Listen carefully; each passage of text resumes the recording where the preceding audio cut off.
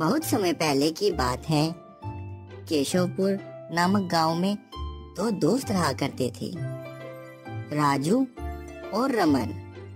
दोनों बहुत अच्छे दोस्त थे। राजू बहुत मेहनती था और रमन बहुत ही आलसी था, लेकिन वह हमेशा भगवान पर भरोसा रखता था। राजू और रमन बचपन के दोस्त होने के कारण हमेशा एक साथ रहा करते थे। कुछ समय बाद राजू एक जमीन खरीदता है और अपने दोस्त रमन को साथ में खेती करने के लिए कहता है। रमन आलसी होता है और अपने आलस में आकर उसे हाँ कह देता है और जब भी वह खेतों में जाता, लेकिन कभी भी खेत पर जाकर मेहनत नहीं करता, और जब भी खेत पर जाना होता तो वह हमेशा भगवान का भजन करने लगता और हमेशा कहता कि भगवान सबका भला करेंगे। राजू अपने दोस्त की इन हरकतों से बहुत ही परेशान था, लेकिन वह अपने दोस्त को कुछ नहीं कह पाता। ऐसे ही एक दिन राजू पूरे खेत में मक्का बो देता है। उसके बाद राजू बहुत ही खुश होता है और अपने दोस्त को बताता है। हर बार की तरह रमन उसे भगवान पर भरोसा करने को कहता है।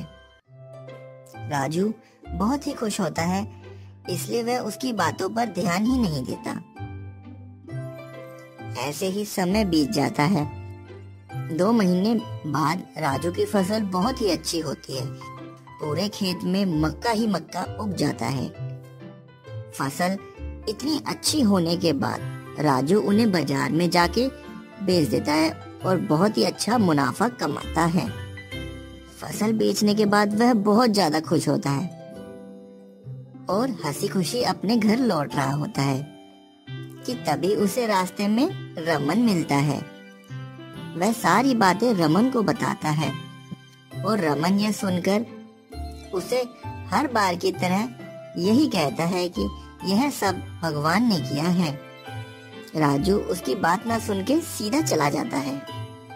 रमन लालच में आ जाता है और फिर उसके घर जाकर उसे आधा आधा पैसा करने को कहता है। राजू रमन की ये बात सुनकर बहुत ही गुस्से में आ जाता है और उसे घर से बाहर जाने को कहता है, लेकिन रमन एक बहुत आलसी व्यक्ति होता है। वह उसके घर में बैठा बैठा यह सारी बातें कर ही रहा होता है कि तभी राजू के गांव का एक नेता उसके पास आता है और राजू और रमन को लड़ता देख उनसे सारी बातें पूछता है। वह दोनों अपनी अपनी बातें नेता को बताते हैं और न्याय की मांग करते हैं। वह नेता दोनों को एक एक गेहूं की बोरी देता है और उसमें से कंकड़ निकालने को कहता है और अगले दिन दोनों को बोरी वापस करने को कहता है। राजू अपनी मेहनत और लगन के साथ उस बोरी में से गेहूं अलग और कंकड़ अलग कर देता है। वह पूरी रात जगकर यह अपना सारा काम निपटा लेता है। वहीं दूसरी तरफ रमन बोरी ले जाकर मंदिर में रख देता है और भगवान को कहता है, भगवान आप हो तो मुझे किसी बात की चिंता नहीं, आप इसे संभाल लेना, मैं तो चला सोने। इतना कहकर वह चला जाता है। अगले दिन सुबह होती है, तब राजू अपनी बोरी लेकर नेता को दे आता है।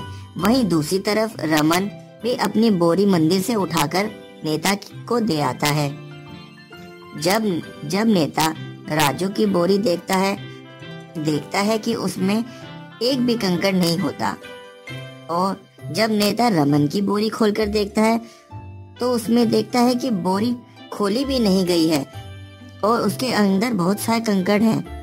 यह सब देखकर नेता न्याय करता है कि राजू ने मेहनत करी है और ऐसे ही राजू ने अपने खेत में भी मेहनत करी है, जिसके कारण वह सारी फसल का मुनाफा खुद अपने पास ही रखेगा और रमन सिर्फ भगवान पर भरोसा करता है लेकिन कोई काम नहीं करता, जिसके कारण उसे उस फसल के मुनाफे का एक भी रुपया नहीं दिया जाएगा। तो बच्चों, इससे हमें क्या सीख मिलती है?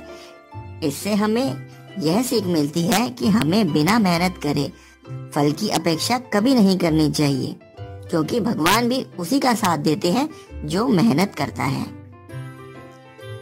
तो बच्चों, आपको ये कहानी कैसी लगी हमें कमेंट करके जरूर बताएं और साथ ही हमारे चैनल को सब्सक्राइब जरूर करें ताकि आने वाली मजेदार कहानियां आपको मिल सके।